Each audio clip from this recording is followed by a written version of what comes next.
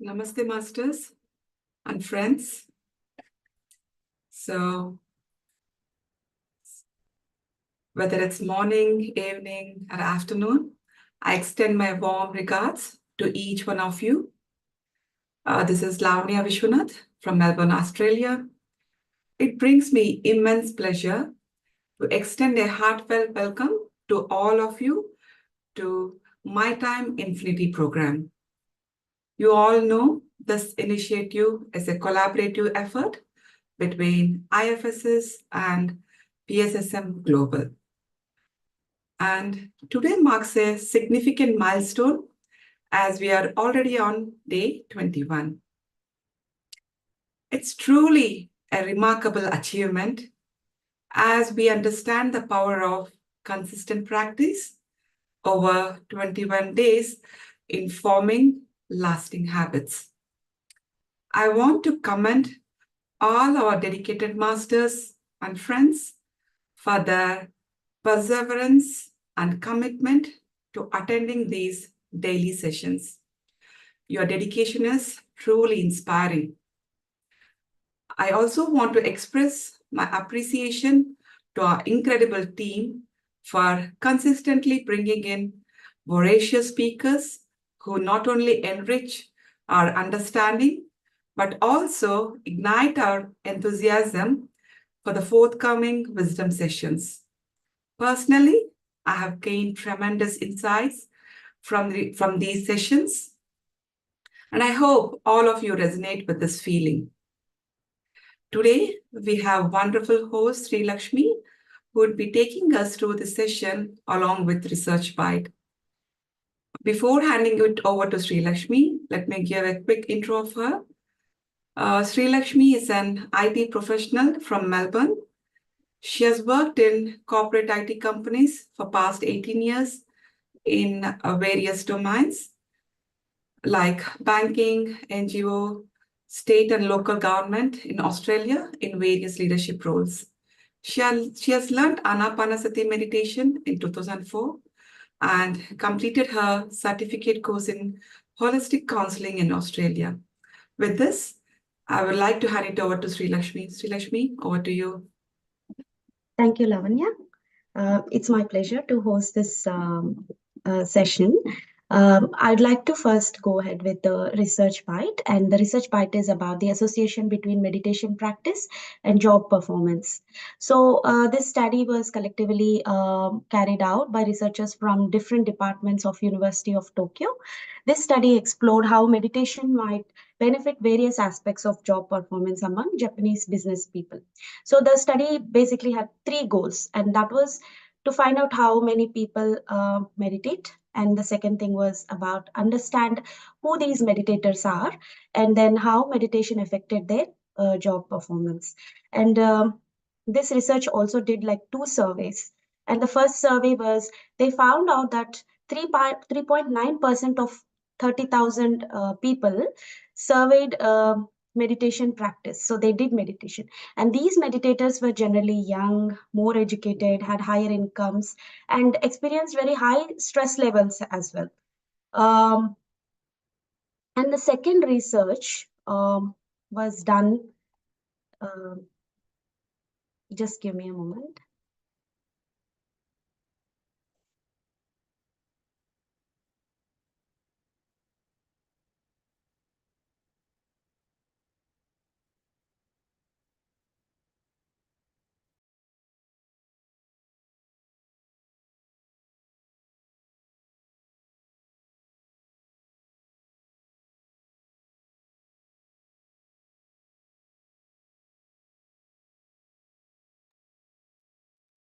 I see there's a technical issue over here. Please give us a minute here, Masters.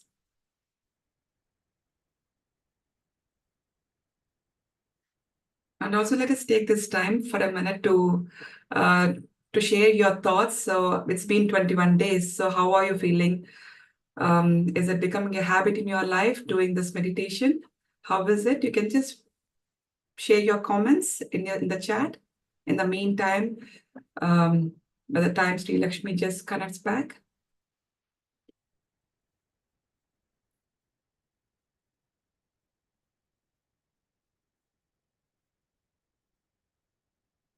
Do you see any kind of change in your life or any kind of, it might not be a major thing, but even for suppose during these 21 days, I learned a lot, like how to control my mind, especially observing my thoughts during this, and how one should observe any kind of emotion or any kind of um, uh, whatever the thought it is. Like I normally used to go with the thought.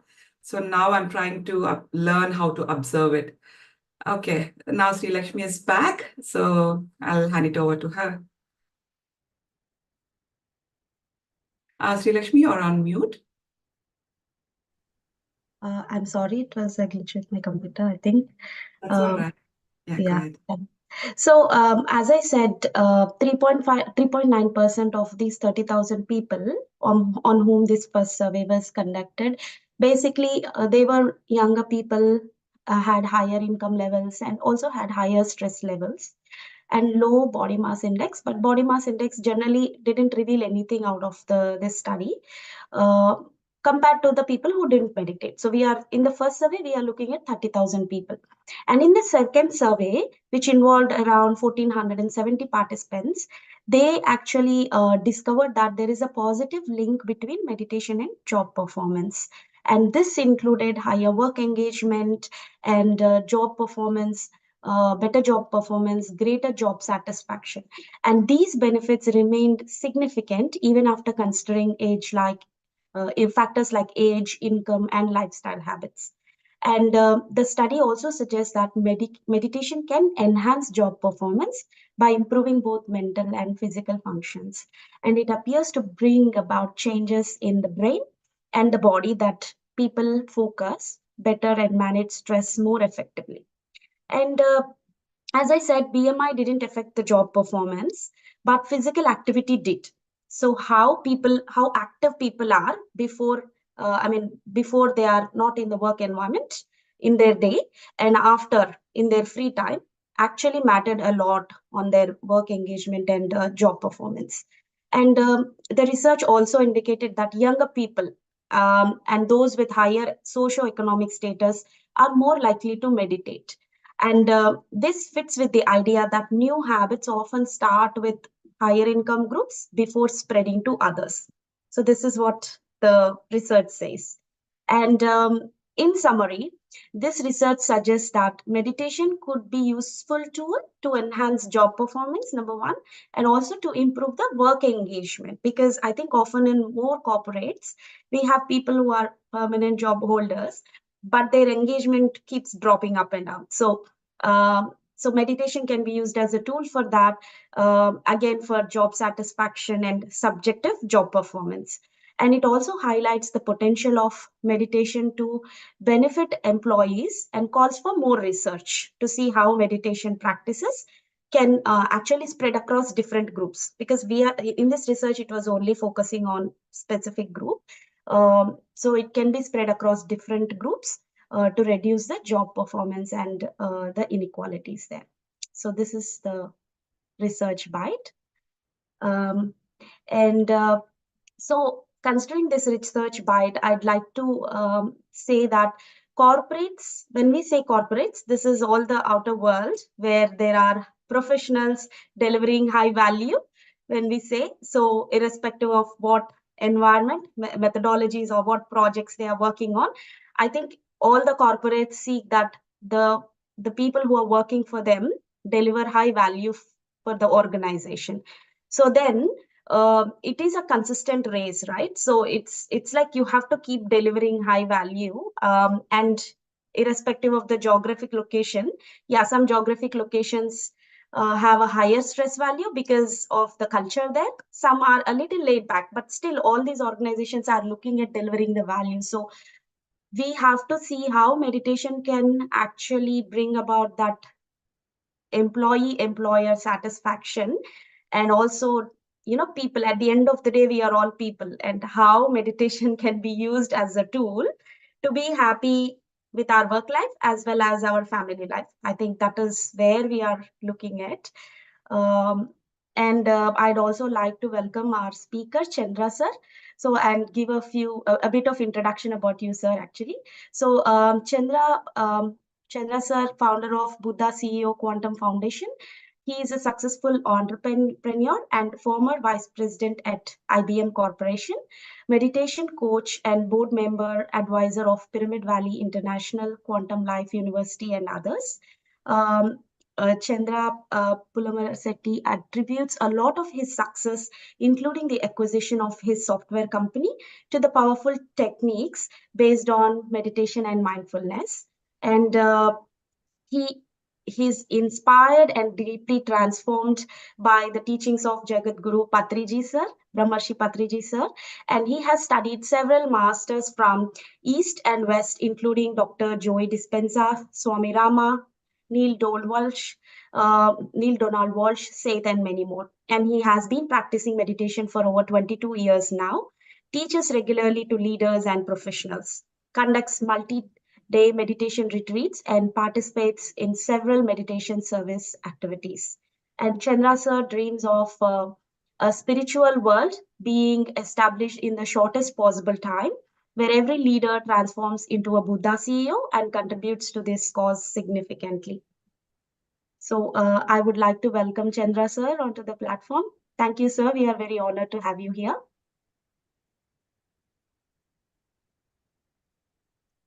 Thank you for this wonderful introduction, but very importantly, the research bites that you are bringing it up. Really nice. So is it something you do every day? Do you have a research bite based on the topic? Yes. Okay. So that's great. I think it's nice to see the IFSS platform bringing some of these wonderful initiatives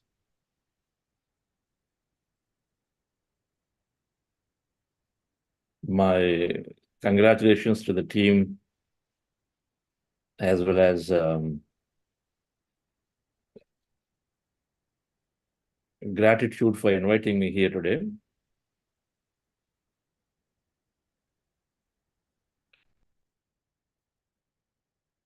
Patriji made this whole process of meditation so scientific. And the scientific temperament that he introduced, and then he always said it has to be verifiable. There has to be experimentation, and it has to be verifiable. Then it is scientific. Anything that you can verify. And so that scientific temperament that instilled in everyone who came into meditation with PSS movement, and so is Buddhasya Quantum Foundation,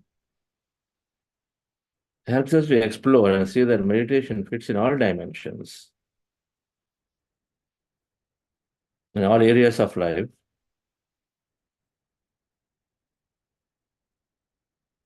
And so is meditation for corporates. I met him in the year 99 through my younger brother, Dr. GK. And you said one thing. You said, yes, some kind of balance of family versus work. Today,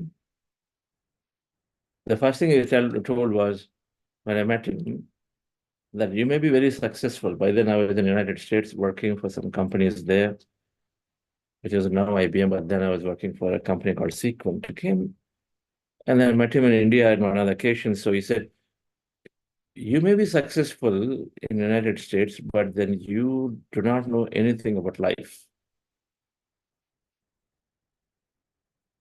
So he was a straight shooter always, Patriji. And so then he sort of challenged me at that time, saying that essentially you're saying you don't have to live life, a proper life.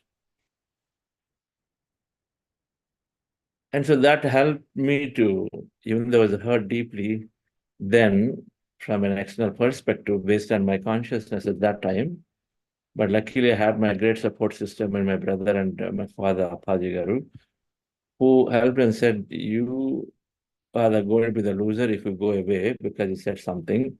Instead, you see if there's any meaning behind what he said. And so that helped me to sort of explore, then go away from him. Only to realize that this meditation fundamentally is changing us as a person, even greatly useful at work life. I used to think, and I used to see an environment where the bosses were biased bosses, non-cooperative individuals, because individuals mostly are of a consciousness that's survival oriented. So they try to keep close to your chest anything that is there.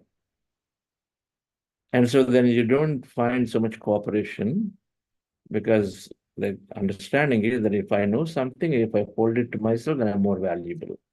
This is the current understanding. And the biased bosses, and if you are very competent, and then if you notice that you are not necessarily getting, and I was very competent, came from BITS Pilani, and then quite always had great work ethics. But that also came with a lot of expectation that I need to be, since I'm doing always best, performing best, I need to also get the best. That expectation was there, which was never matched by my bosses. Instead, they seemed to be spending time more with someone else who I thought were not performing that great. But this meditation, when I took to it for about 40 days to 2 months, once I was just going through and then very stressful. So I did this I said, I got to know about it for 2-3 years, but I really not jumping into it. So let me jump in. And on occasion in the year 2002, when I was into startups by then, And so then when I did this meditation for about 2 months consistently, I did with a lot of reading of the books that Patricia recommended. Many books I was reading during that period. So 3 things happened for me. One, the stress was not there. It just magically disappeared. But the same thing that I used to feel pretty heavy. And so I was looking to go to work. The stress is not there. I was just literally enjoying. The second thing that happened is that my thought process so much changed that my manager was no longer biased for me. It automatically happened. I guess I was looking at a different perspective. And so that expectation dropped. The manager by himself did not change, but it was clear that I changed.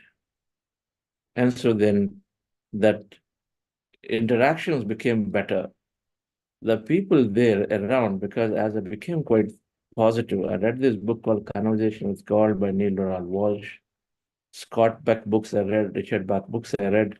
All these books helped me, I guess, change my perspective. And a Harvard study shows that events are neutral. Events happen, but the meaning that we assign to an event makes us either feel good or not good. So it is simply that meaning is always making us feel good or not good. So 90% of the suffering is in the mind, and it is given through the meaning that we assign based on our past.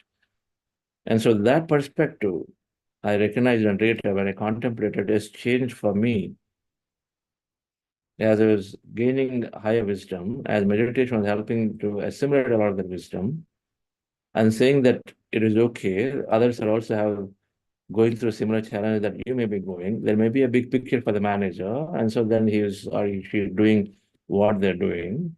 Your perspective is different. So many of those aspects have helped me to think different, I suppose. And so then the people who are cooperating with me, my manager no longer biased, and I was no longer feeling stress.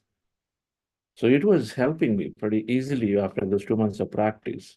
Then I continued further, and then of course we hear healing happens.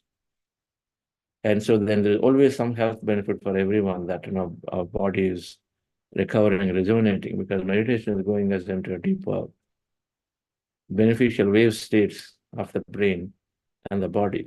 And so that happened to me too. That I used to have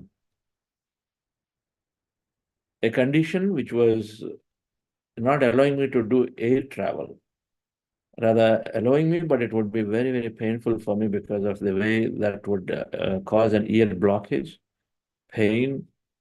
And if I left for 24 hours, then it become infection. And so my ears will get blocked and not get unblocked. Common for getting blocked, but not that common for getting them unblocked. They won't get unblocked. So it was bothering me. I was discouraging myself to do travels, and which means that sometimes it affects your career. In my case, I needed to be in front of clients and I needed to be traveling back and forth, which was not happening. I was discouraging myself. And so then I didn't like it. And so didn't have a solution. It was not like, okay, threatening of anything, but it was definitely not something that I was enjoying.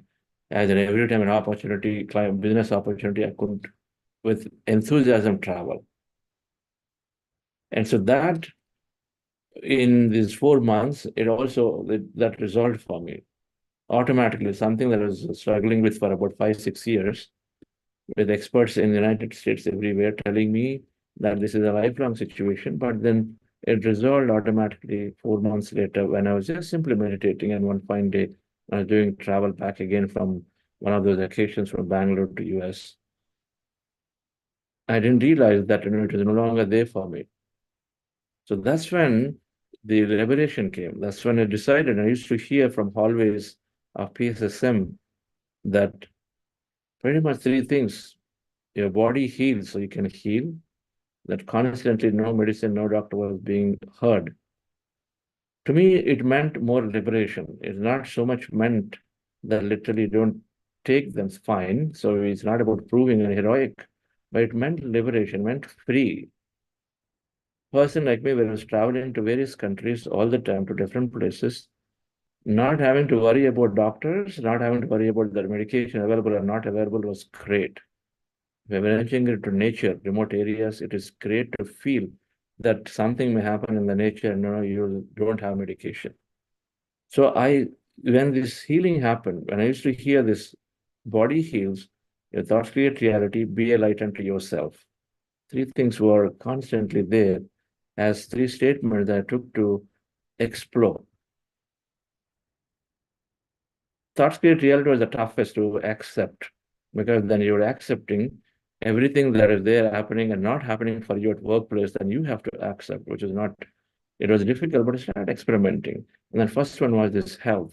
So what happened is, I guess my thought process changed, so my health improved suddenly. That condition disappeared. Something was told is not going to get resolved forever, lifelong. I was asked to take some inhalers and stuff every time I would do any travel. But so then that freedom came, and I decided that medication is not necessary for me, because if this could heal, everything can heal.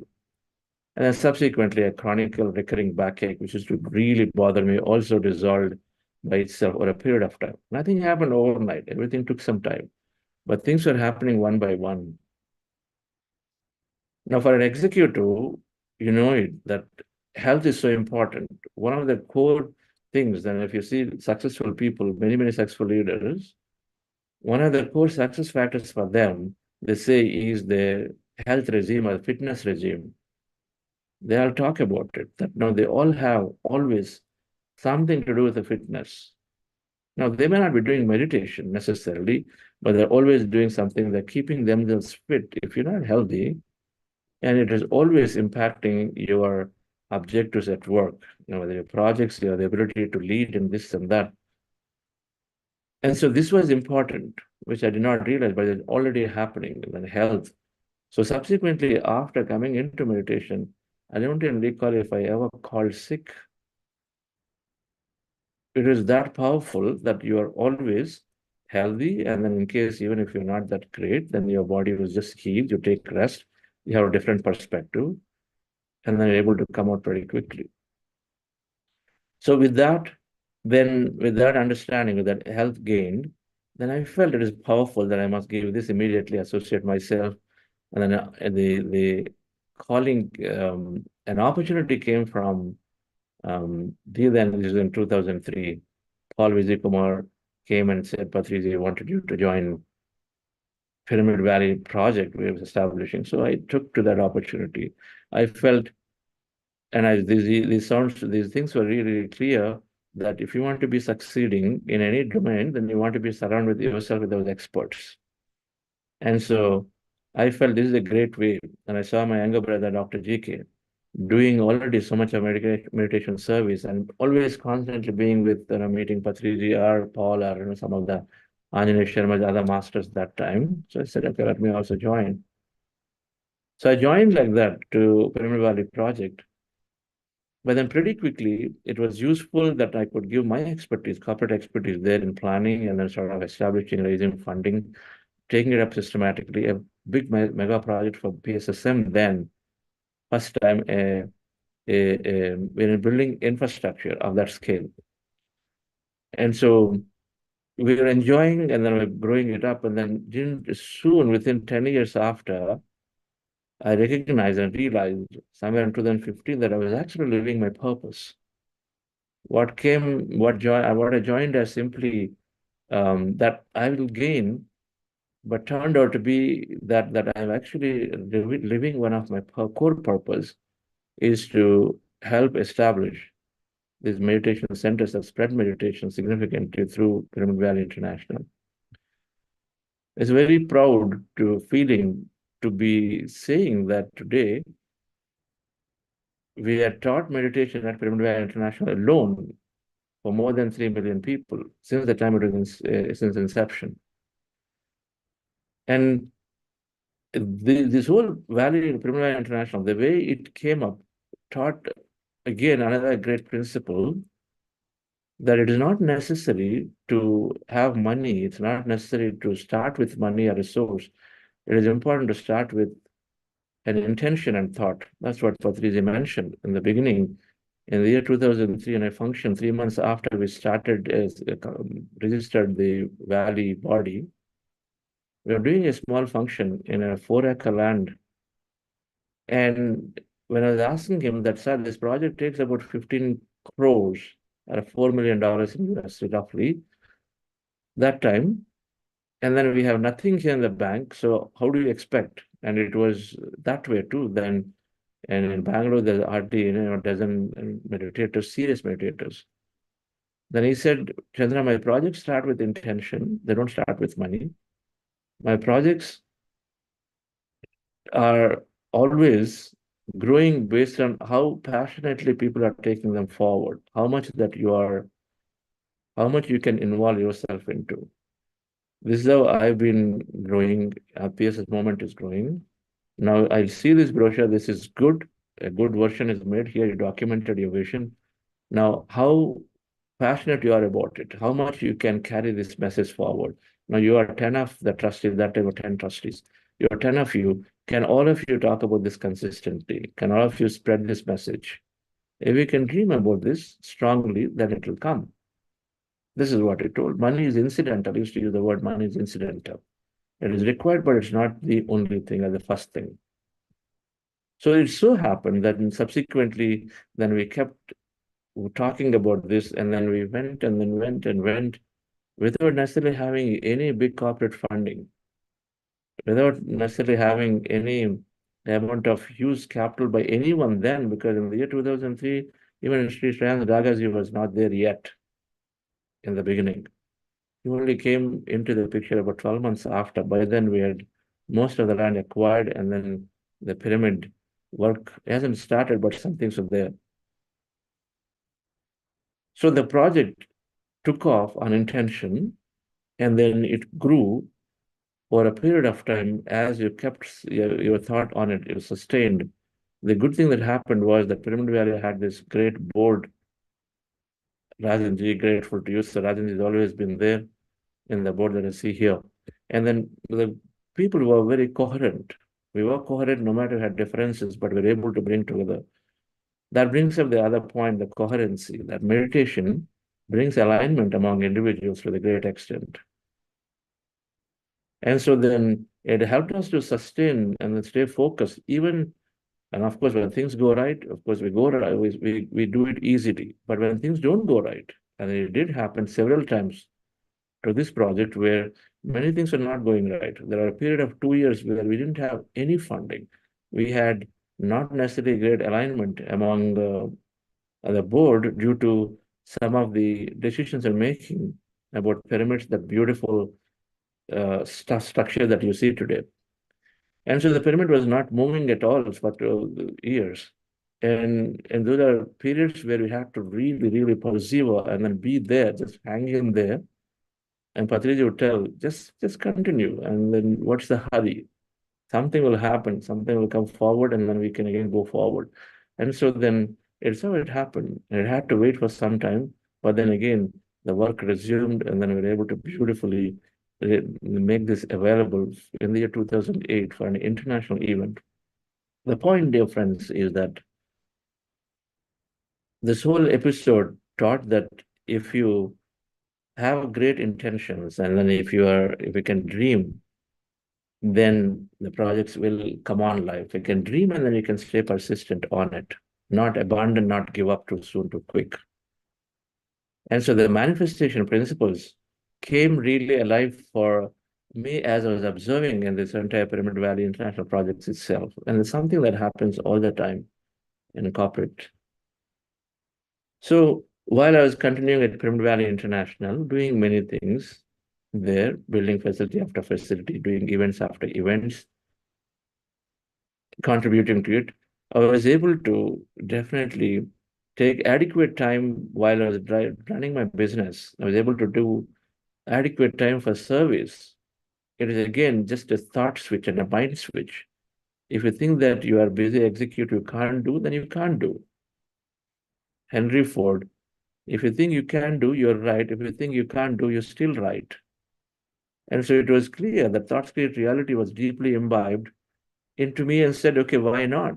Why not that I can still give adequate time? So I remember that and I continued to perform my job as CEO while I also was able to give another that many hours, at least 40, 50 hours for service every week continuously for Pyramid Valley Project too. And so it is possible that if you decide in your mind that I can do many things, then you can, because I saw Patrizi at any given time running like hundreds of projects. Why not? I mean, he was so close to every individual, everyone had a project, and then everyone is performing greatly. Andhra Pradesh Magazine, Karnataka, PSSM, there is another pyramid project in Hyderabad. Everywhere, many projects were there. There is spiritual tablet with Dr. GK, whatnot. And so then it was clear that it was a true example to say that you had unlimited potential. So I was able to give adequate time for my service, meditation service, while performing equally without necessarily neglecting any part of the business. And so both were going great. And so along the way, then your purpose time to time changes. The same thing you enjoy today, you may not enjoy later, but then your purpose changes. And the calling was there that I needed to really press accelerator for my business. So I came out of the managing trustee, went into growing my business, and then there my objectives were to get a great acquisition and then go into corporate meditation, introduce meditation to the corporates extensively. With a corporate background, I always used to feel that my purpose somewhere is there into this side. Purpose of life now, Dr. Deepak Chopra, and then many, Deepak Chopra is, I like this. Purpose of life is to apply your unique talent in service of others. Apply unique talent in service of others. The service of others comes up consistently, whether you read the purpose, their understanding of it, Dalai Lama, Mahatma Gandhiji, it comes up consistently that it's in service of others. The Deepak Chopra are talking about using your unique talent. We find out what's unique. But these are told in different ways, that entertainment, enlightenment for enjoyment. He was talking, addressing body, mind, soul, and then saying, you do this. But he always said, do what is right for you. And then he said, if you knew something unique, special, like meditation, then you would teach that. You wouldn't go in and teach English still because you knew English too. So he was indirectly telling you apply your unique talent, whatever that is. And so to me, it was very clear that I must take meditation that healed me, that was giving me a great time at companies. And this whole process, the thought process, the perseverance, all of that habits are built in, qualities are built in, which subsequently helped me in my company acquisition. I wanted to introduce meditation to the corporates, but I was looking for a stronger scientific understanding. And so then came in contact with the teachings of Dr. Joe, Dr. Amit Goswami, Fred Alan Wolf, and Greg Braden, all of these folks, and then Bruce Lipton. They all were talking so much scientific language. In fact, Patrizi introduced me this book called You Are the Placebo in the year 2014. He said, Chandra, read this book. There is also a website, EOC Institute, Exploration of Consciousness Institute.org. And if you read that website, there is so much of scientific evidence of how meditation helps in many aspects of physical, emotional, mental wellness, well-being, and all of them scientifically with the research quoted. So when I studied those, I felt like there is so much of empowerment that is there that we can introduce in corporates. While meditation is a common phenomenon at my workplace, but then I wanted something systematic and scientific to bring it into the corporate. Parallelly, my company got acquired by IBM. Through these principles that I've read, imbibed the whole manifestation principles, one of the big thing in there was reprogramming limiting beliefs.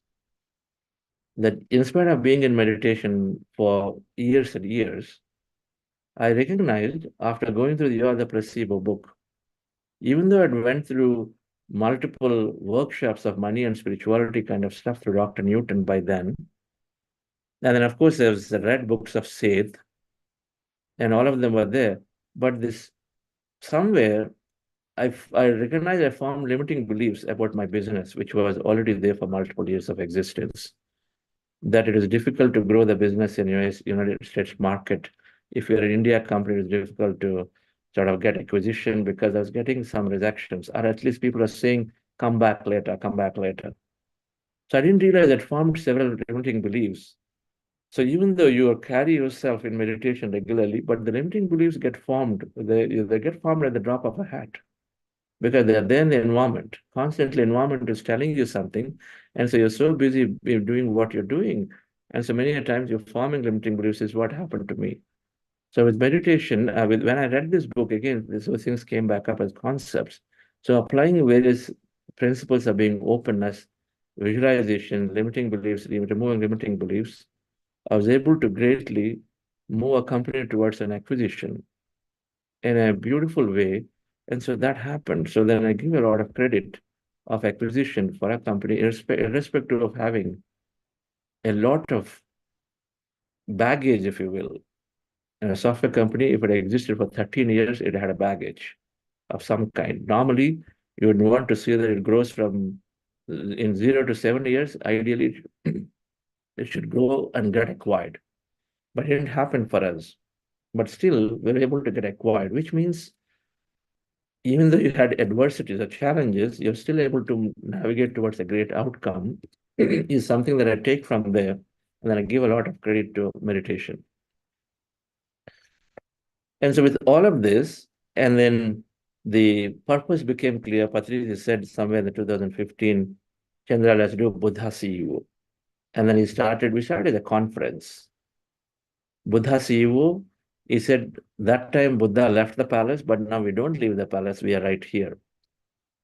And one meaning he gave was, yes, then Buddha come back as a CEO and then do things here, right? That's what it meant. You understand yourself, but now operate not as a pure material CEO, but as a spiritual CEO, as Buddha. So be a Buddha inside, CEO outside, meaning very successful at whatever you do. CEO symbolic of highest level in material success, material living great life, and then Buddha spiritually living great life.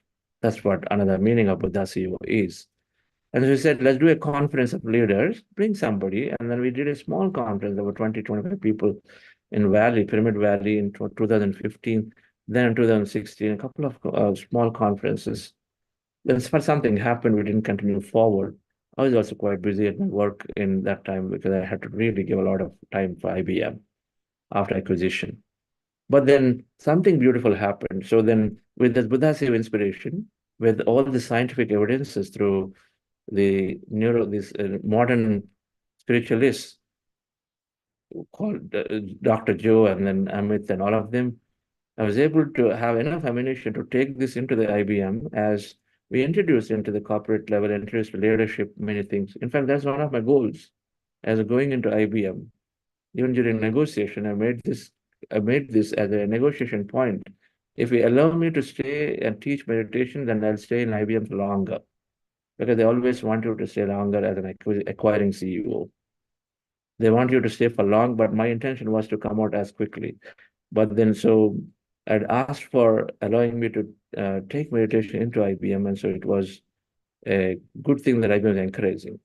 So me, with then my manager, general manager, Lawrence Gohar-Jolly, who is a co-founder of Buddha Seva Foundation, were able to introduce this meditation in the corporate IBM significantly. And many, many leaders were always telling, hey, this is giving me, of course, stress relief. This is helping me take clear decisions. And third thing that they were consistently got from their leadership was that this was helping us behave better. Challenges come, somebody will come in and tell you that, no, I just don't like this in front of you. And on a performance appraisal, always it happens. You're doing a performance appraisal, your best architect, but doesn't like what they're taking. And so they tell you something on the face, and how do you react? And this is where meditation helps to emotionally be very regulated. And so that you give a response and something cool. You know the essence of what they're saying, not the words they're saying. And so you're able to step back and then listen to it and then give a different response. And so these three things were big benefits for that we were hearing leadership, that we are better emotion regulated, we have more clarity of our decision making, and then there's no stress. And so then we kept growing. At some point, the same thing I was doing was not enjoyable enough. And then I spoke to Patriji, said, find time to resign. So I came out and started Buddhasya Quantum Foundation. In spreading this work now, promoting this into leadership and corporate significantly. We are essentially taking a scientific voice. So we listen to some of it post meditation, and we can do some meditation now, and then I'll present a few slides of Sharmaji asked present peak performance, resilience and peak performance, meditation for resilience and peak performance. I guess many are already probably using it, but what I show could help in utilizing some of these understanding in the way you all can take it too. If you're already, I'm sure many are doing it to the corporates in some way or the other, but this framework that we put together can aid to the structure that you are taking forward when we listen to that post meditation, right? And also, Buddha CEO, ever since we came in, we started carrying a lot of research. We kept doing assessment, and the day 1, day 21, day 40, different periods of points of a meditator's life. And so these assessments, we put them together, researched around what data comes out. And then many things came out consistently, matching, and then much better in terms of what we notice, what people are telling us, in terms of the improvement they're seeing that is applying to the work life directly. We called it organizational excellence. So we'll also talk and look at some of that post meditation, right?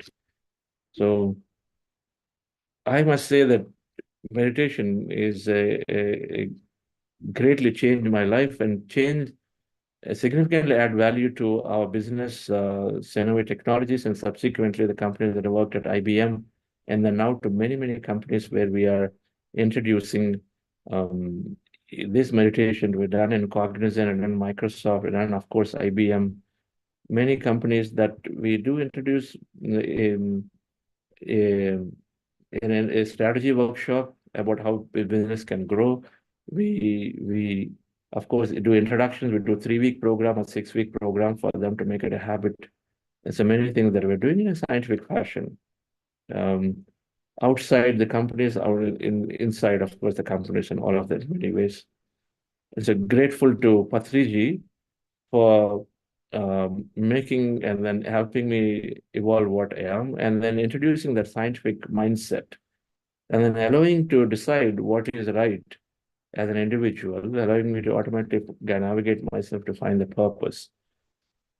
And IFSS is a wonderful institute. I remember in the 2009 or 10, and Rajanji and we were all there at a meeting. Sir said, we must start this to bring and then take this not just as only PSSM, but also with several other organizations together, is how it started, and then kept doing so many national conferences, and then the GCSS global conference we're doing together with IFSS.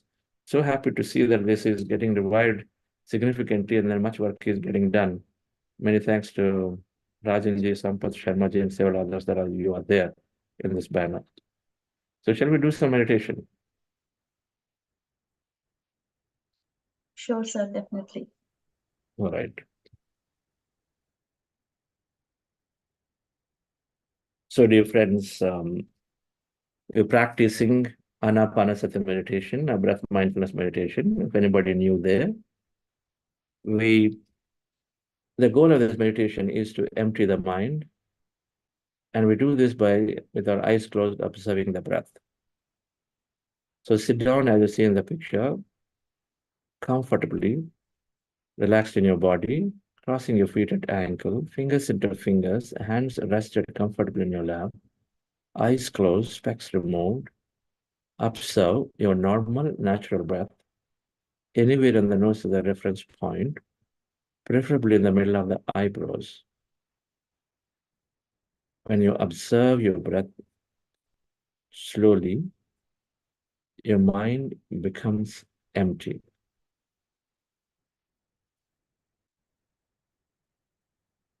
And then be in that state of emptiness, state of energy. At any given time, if you notice you have thought, bring your attention back to the breath again. We spend maximum time doing this process. Relax yourself, relax your body, be with your breath. I'll play light music.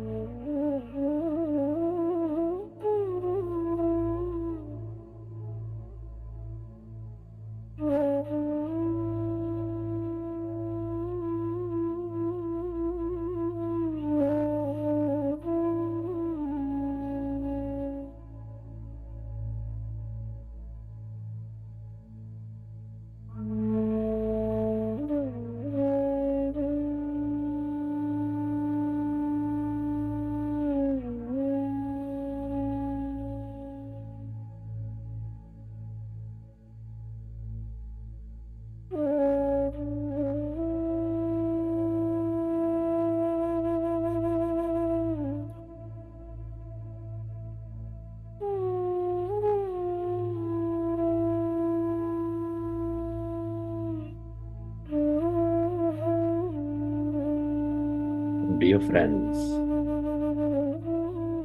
dear masters,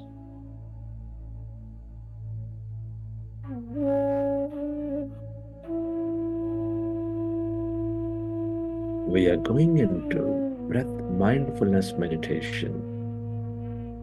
With your eyes closed, observe your normal, natural in-breath and the out-breath.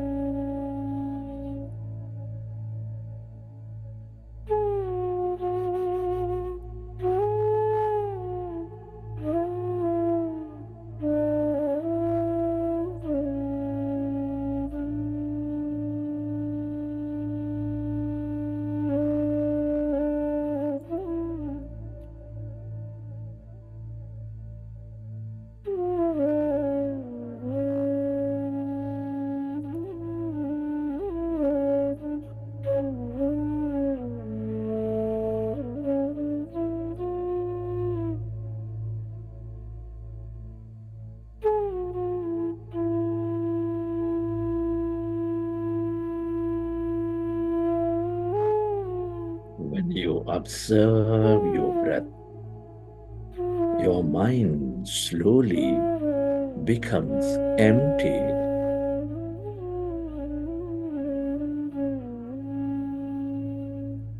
As your mind is becoming empty, you experience greater emptiness, that quantum field of energy.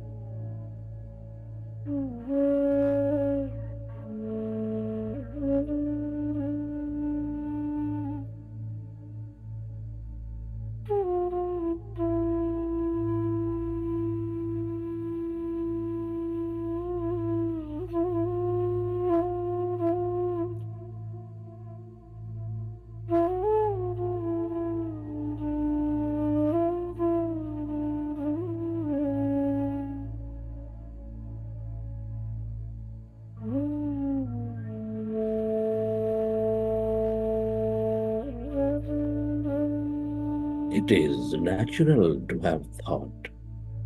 When you recognize your thinking, go back to observing your breath and allow yourself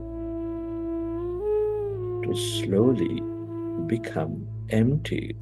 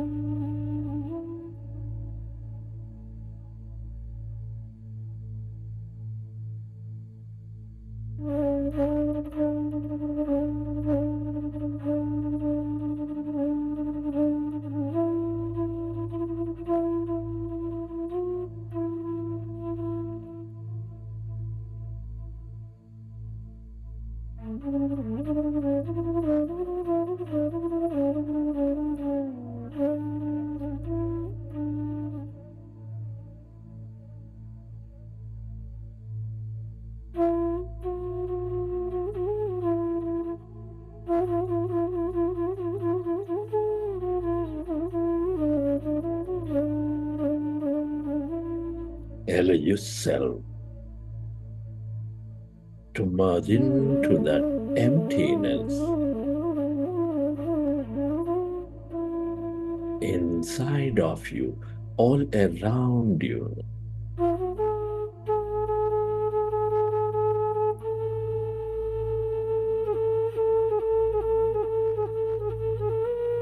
When you empty your mind of thought,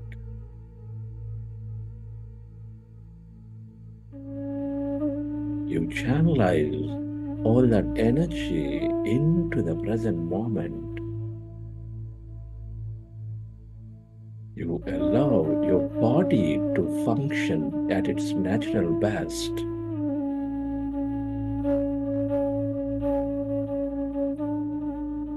You develop greater power of thought.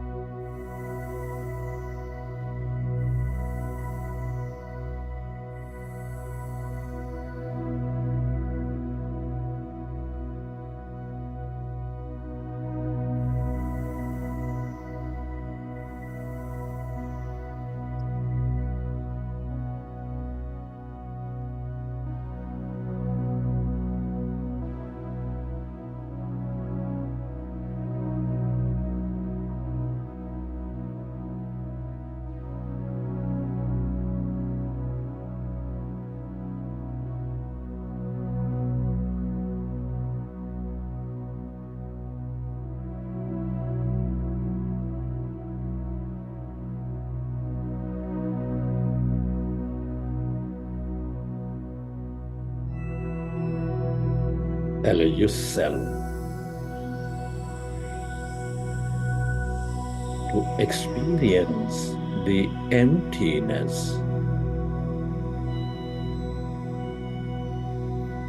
inside of you, all around you.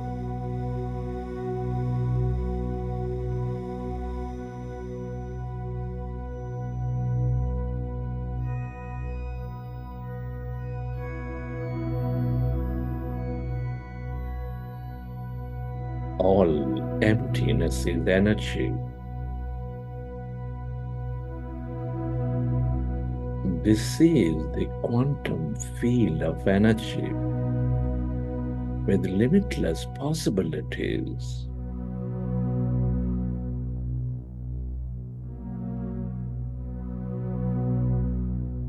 The field of intelligence.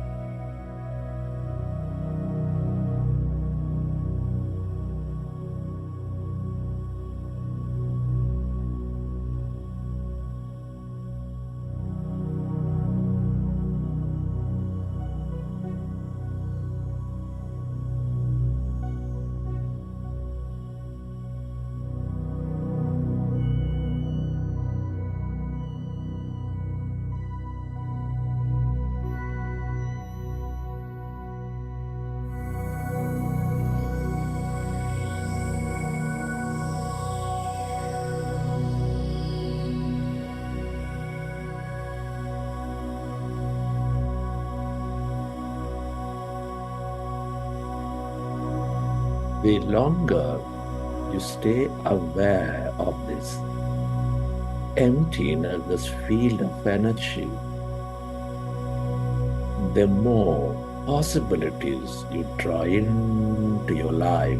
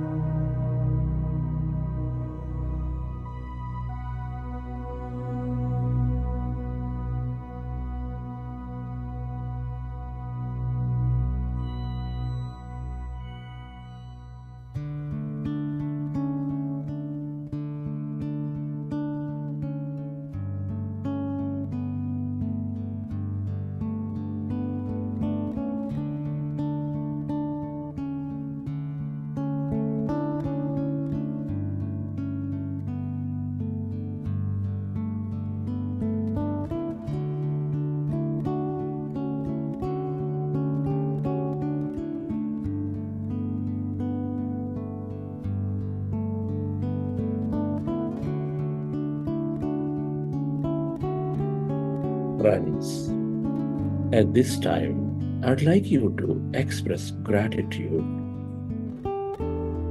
Gratitude to all things and everybody. Can you express gratitude to your parents, your teachers, mentors, family, friends, colleagues, relatives?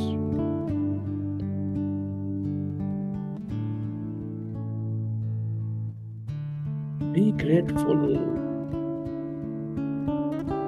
to this grand nature, the bird, the fish, and the animals, to everything you use, the technology, the system, the companies, the governments that support our life in many, many ways.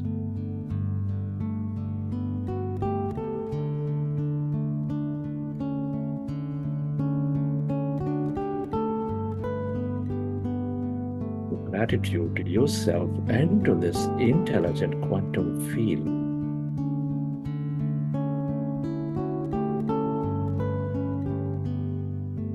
For helping us experience this beautiful life.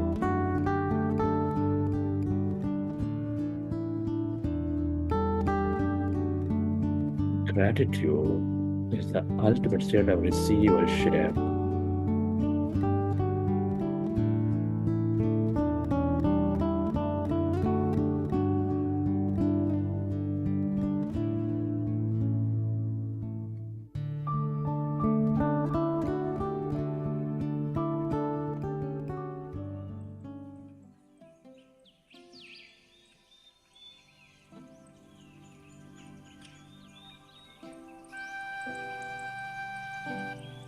Recollect your experiences from the session. How did you feel? What did you see? And whenever you're ready, you can keep your hands on your eyes for 5 seconds, and then you may open your eyes.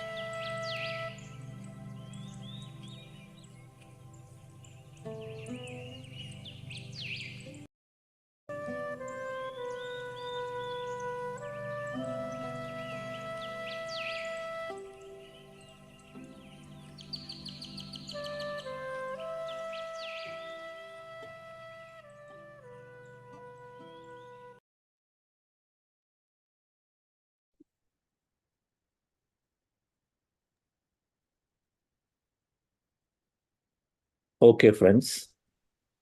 Hope you enjoy the session. Yeah, thank you, Chandra sir. It has been an amazing session. I was truly inspired to hear all your journey from the beginning. And coincidentally, I'm also a graduate of BITS Pilani. So I was truly inspired to hear your story, all your journey. So yeah, it very much, I think, journey with Patri sir was also, I think you're very fortunate to have associated with him and worked on so many good projects along with him.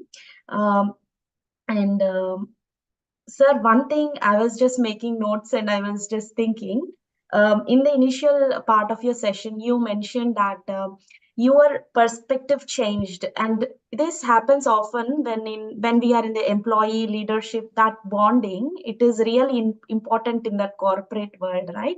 Where any individual who has this frequency to hold things to themselves, because the more you hold, the more powerful they feel.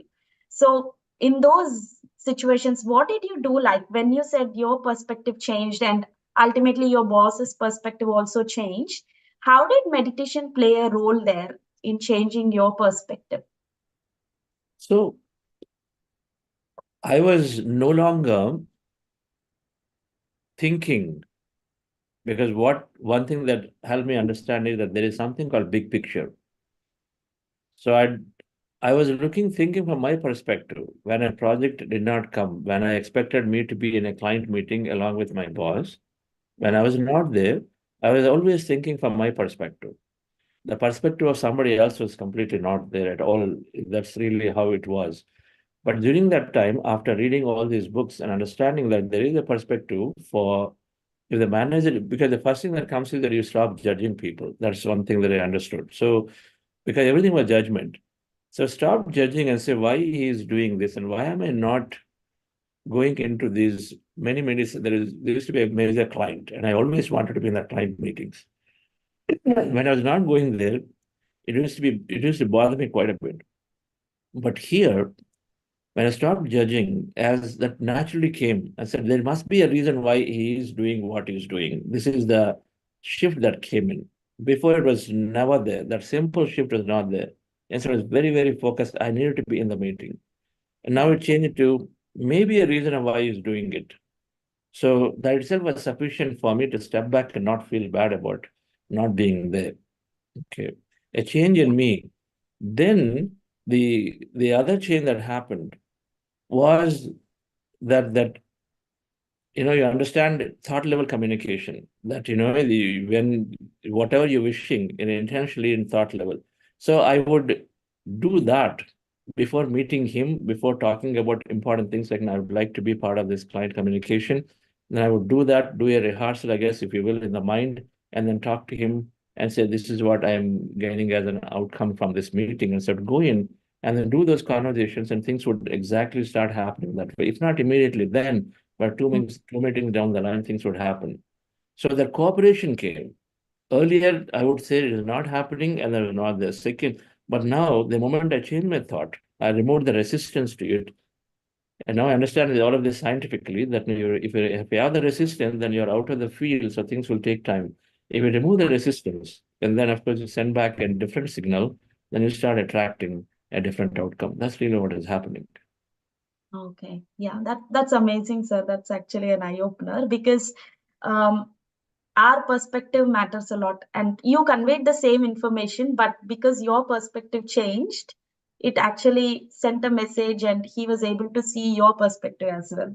And the second thing that, of course, that happened was you become automatically, it was all about you.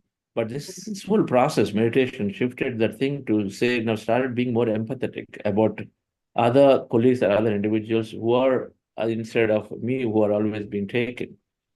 Now, only later, as I go and dig deep and understand it, that they needed more help.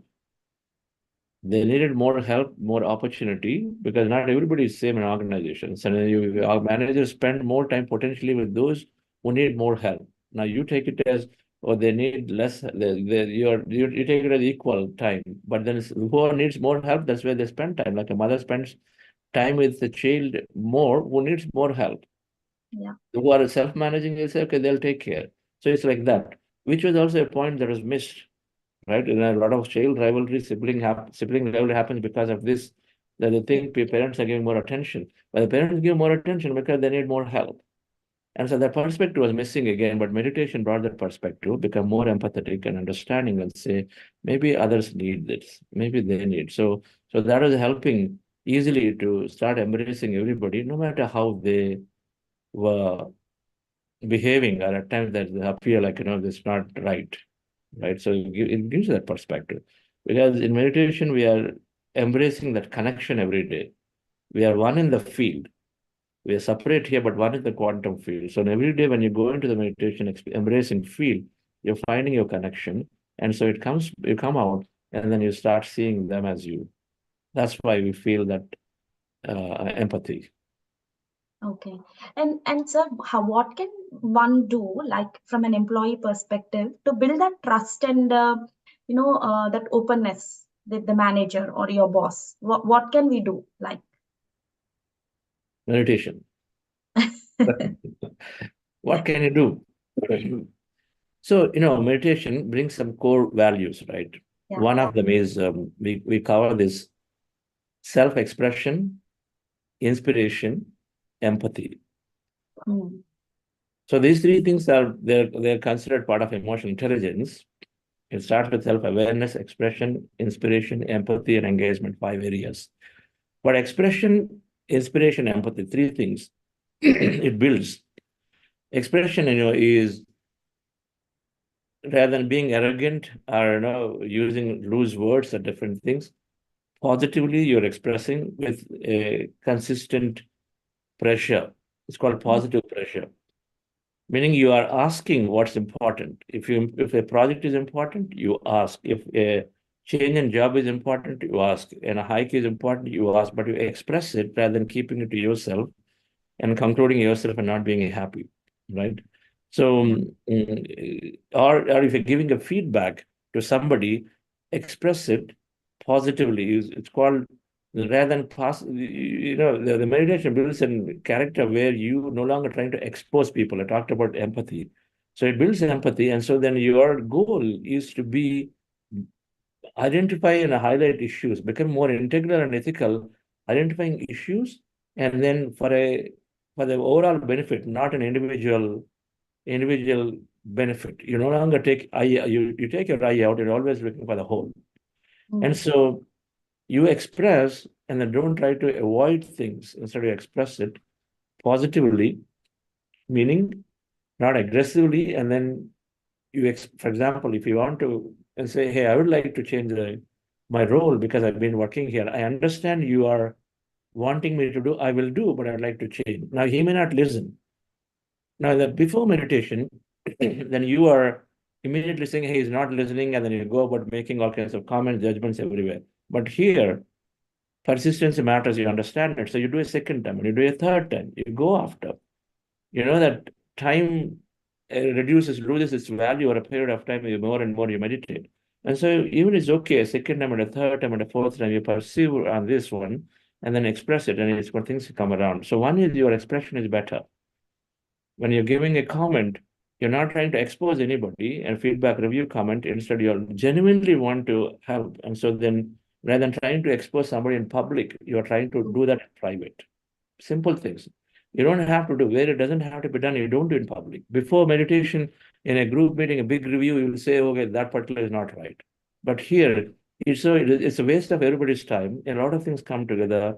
Now you go in private and then do these conversations. So this is what exactly I was doing, especially with executives.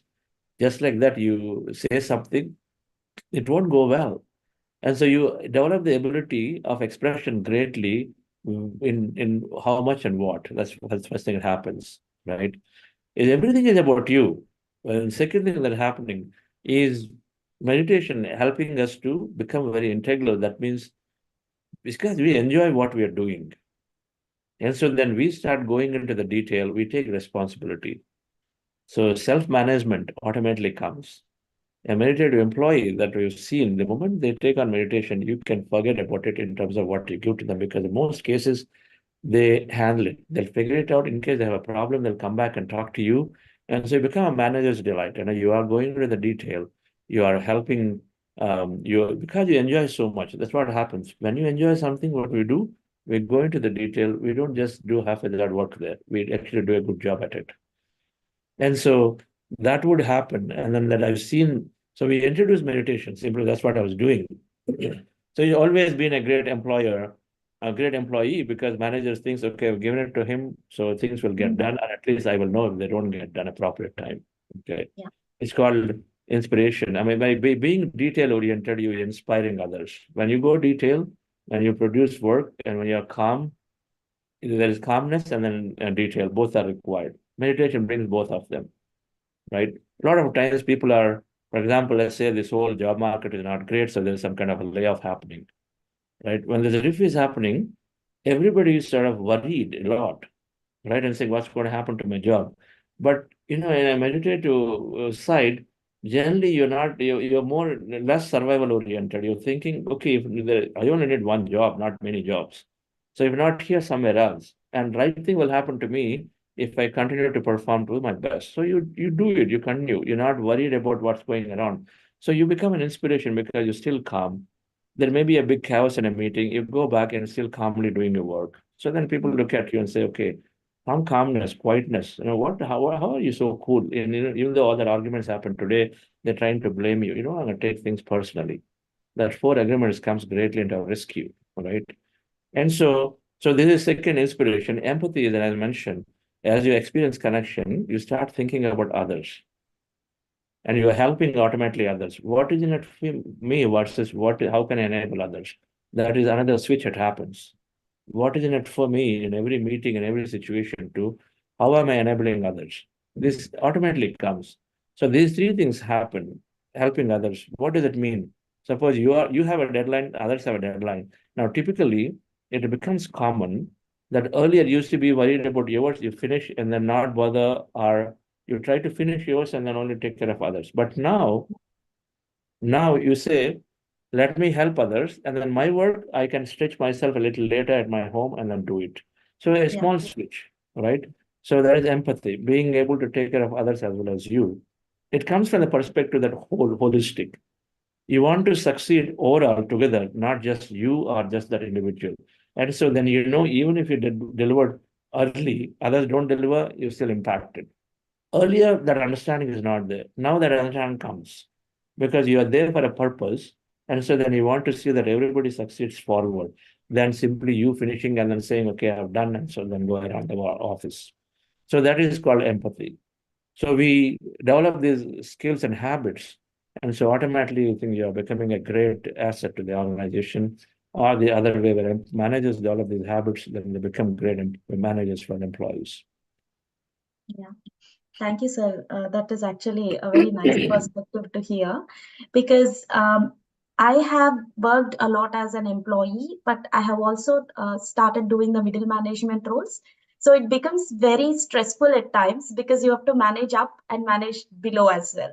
And what happens in such situations is, because of the geographical diversity as well, like when you see Indian employees, there is survival of fittest race always. Like if you are underperforming, there is that actually stays with the individual, that they have to perform better, and because it's kind of like a race.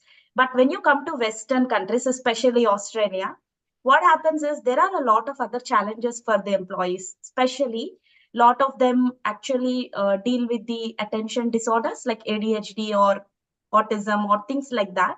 And there are policies in the corporate world also how to work with such employees and how to make sure they're delivering up to the mark, or at least to a sustainable level, so we can retain them. So then how can meditation help in such situations?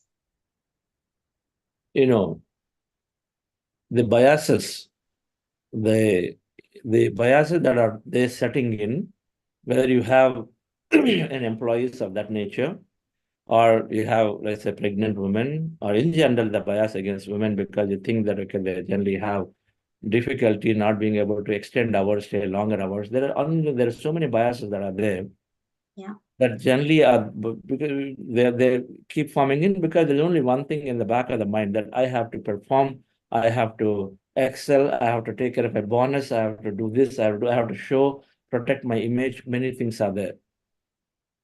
Because of all of them, by default, managers are by default, and you're also worried about, a client strongly pulling you up in case you're not able to deliver. So you are always looking to navigate yourself and give work to the best employees. Very common. You're taking the top 20% and continue to give them, and then you're trying to sort of not bother about everyone else, whether they're performance-wise not that great, or they have some physical limitation, or any of these kinds, social limitation, family limitations. But one thing that's happening with meditation is that these biases disappear slowly, because you are fundamentally developing a heart-centric approach. I was trying to allude in the beginning that our ability to perform is increasing in the modern world as the technologies are improving, our tools are coming. Our ability to perform is increasing, capacity to perform is increasing.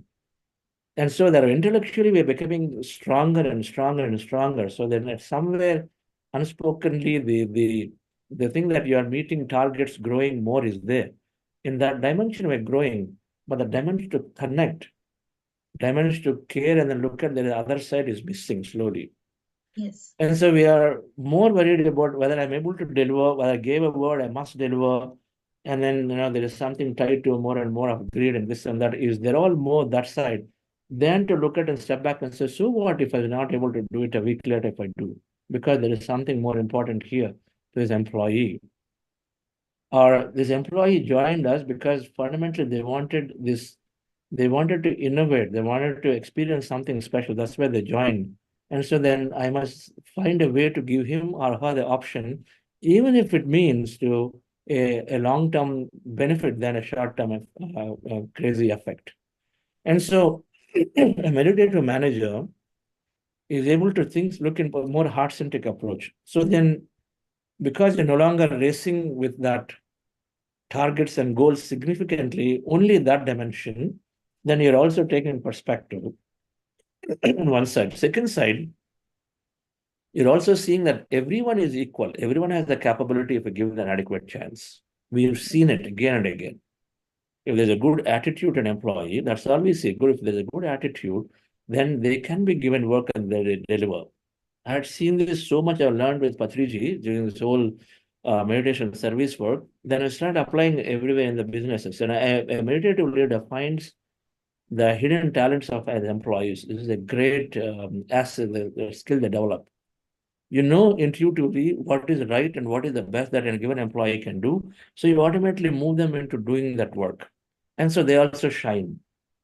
Earlier, it is simply strictly role and this and that, but now you sort of are able to juggle the boundaries and then give them what is right for them, right? So I always have seen, and I'd hired people for program management, in product management, but I've seen then the more you interact, you know that, okay, the strength is not really product management, it's more program management to sort of move them a little bit around, right? Some people have seen, even though they're in development, they're writing great documents. You're giving them and saying, hey, you know, you're expressing very well, writing pretty well. Can you work with the architects and then document this better, right? So then they're happy, and then you're getting great quality. And so this is also helping. So you are looking more heart-centric approach. You recognize that everybody has talents. And so as a meditative leader, you figure out what is their strength and their interest, and you're aligning to them. And so they perform. So this is bound to happen. Your biases, which will you are more aware, because the biases are more subconscious. It's called belief system, right? And they're not generally, we're not aware, we are within them. But with meditation, where you start looking and saying, that's true. Why am I by default going to only my top people? Why am I not ever giving it to workshop? And so then suddenly that thing comes, and then you start embracing her too as a team, no matter what could be a family difficulty for somebody may have, right? Yes. No, that is, I think, quite important, sir. So leaders, I think, have to do more meditation because they have to approach with a heart center and make right decisions. Otherwise, a single wrong decision might impact an individual so hard that, you know, it just takes them so many years to come back, or they might even not come back, you know. And I think the biases, which is basically come because of the beliefs, environment, others are behaving that way, other managers. And somewhere you have the back of the mind, you also made belief system, right? yeah, You know, it commonly happens when somebody carries, because then you say now the work will get impacted. So suddenly the manager is sort of taking work off them to behave and then trying to give as much to keep everyone fit mentally. And so these unconscious biases, which are more on judgments and behaviors, and which is fundamentally what meditation is addressing, the subconscious, which is holding of judgments or habits or attitudes and behaviors, perceptions. And it makes us look into them and then change because of all the wonderful knowledge that we learn through various books that we're recommending, right? So the knowledge and then meditation is fundamentally helping you change your all the limitations within the limiting factors. And most of them are the biases too. Go ahead. Yeah. yeah.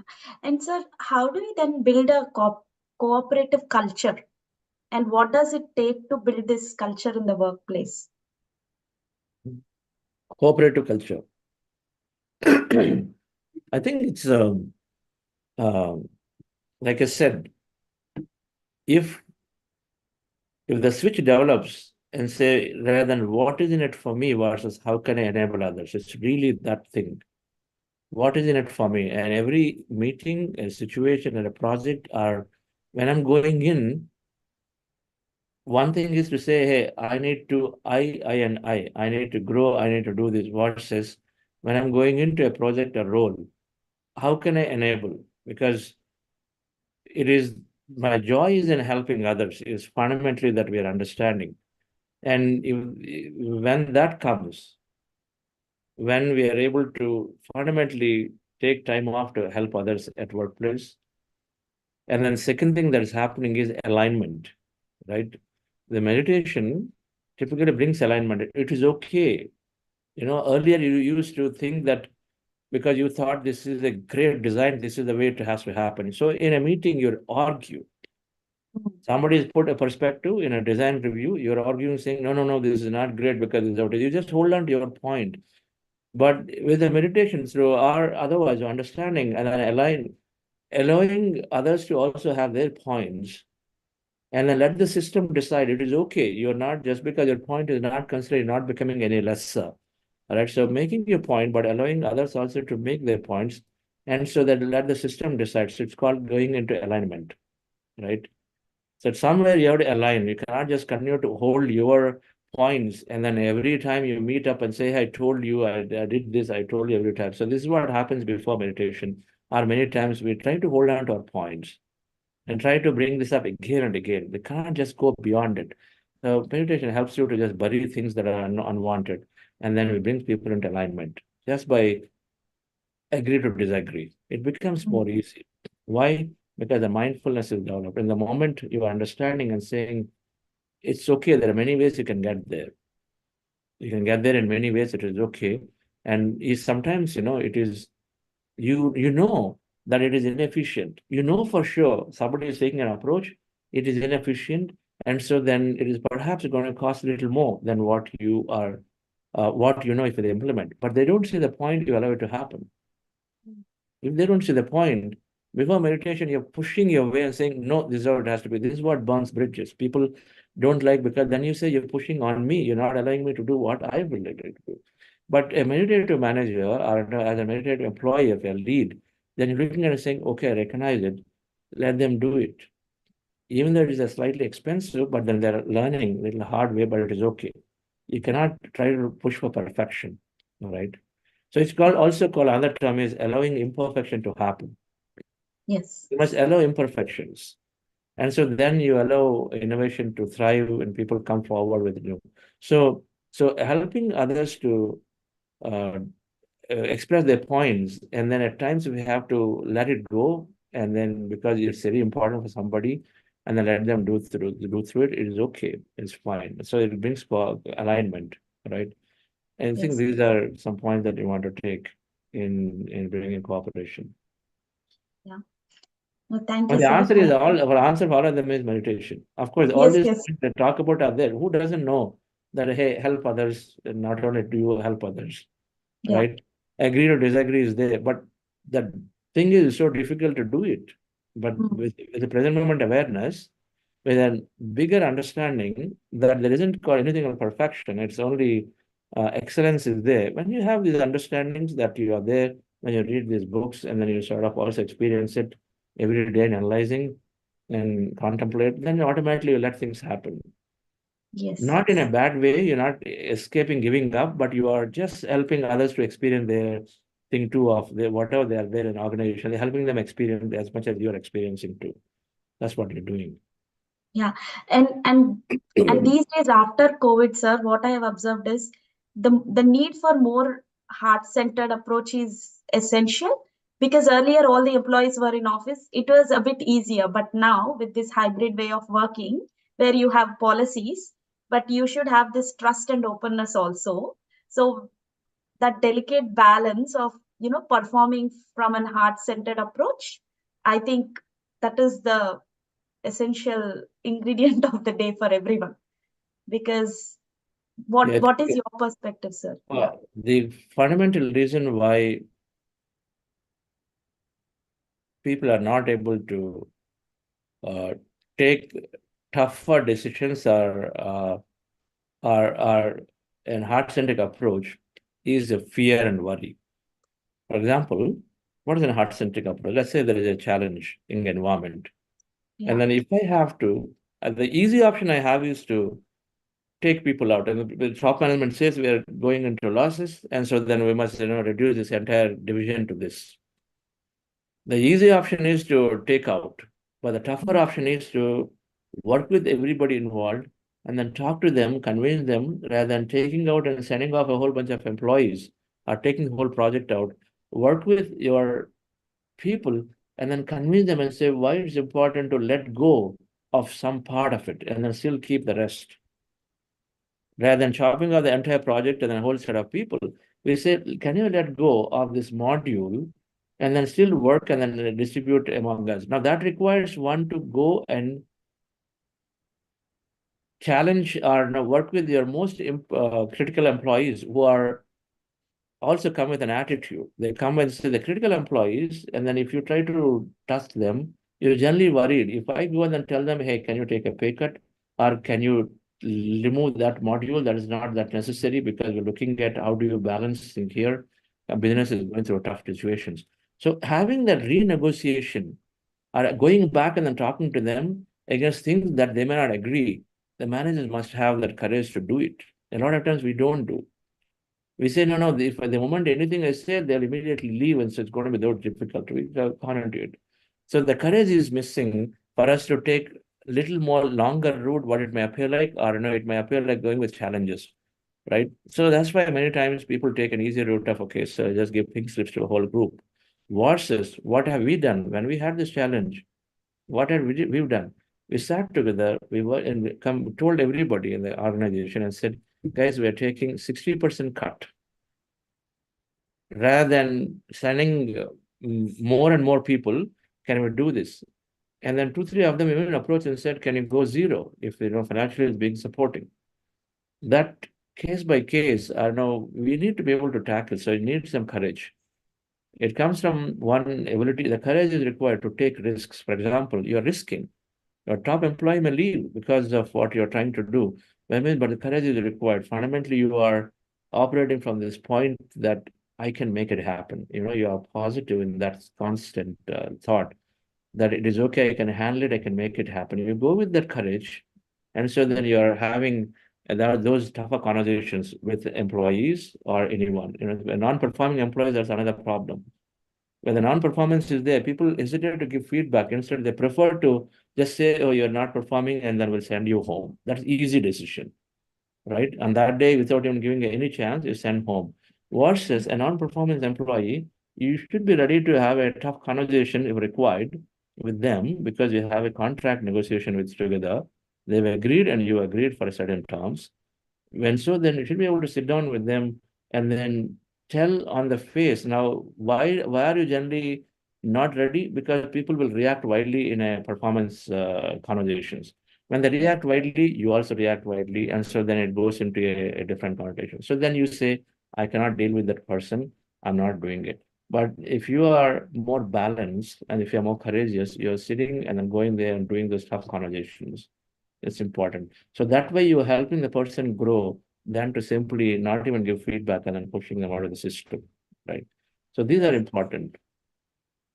So meditation brings that courage. It gives you that strength to be in tougher situations and gives you the risk-taking ability. Okay. Oh, that is really beautiful, sir. It answered a lot of questions for me as well, because I'm also in a role of managing employees, and these are beautiful because I think I'm very much, grateful for attending or hosting this session, because courage is something I've been working on as a leader too. That what you've said is exactly right. Rather than pushing the employee away, it is better to have those courageous conversations. And that also means operating from a heart center, right? Telling them what is lacking in them. So giving them an opportunity to work along, like be a coach or a mentor for Yes, them. it's fundamentally know that everyone is same equally capable. Yes. Some way some misalignment, right? Either they're not aligned to the goal or they just have something else going on in their life.